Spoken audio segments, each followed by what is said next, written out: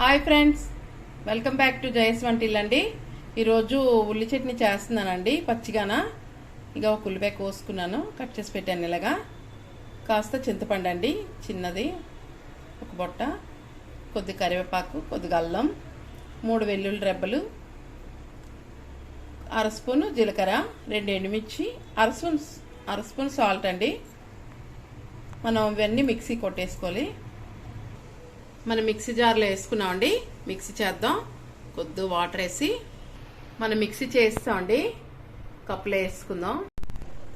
మన చట్నీ రెడీ అయిపోయిందండి. ఇడ్లీతో కానీ, దోశతో కానీ, ఊతప్పంతో కానీ చాలా బాగుంటుందండి. మనం పోపు కూడా వేసుకోక్కర్లేదు, నచ్చితే వేసుకోవచ్చు. నేను వేయనండి. నచ్చితే కనుక లైక్ చేయండి, షేర్ చేయండి, సబ్స్క్రైబ్ చేయండి. ఎలా ఉందో కామెంట్స్ పెట్టండి. బాయ్ ఫ్రెండ్స్, నెక్స్ట్ వీడియో కలుద్దామండి.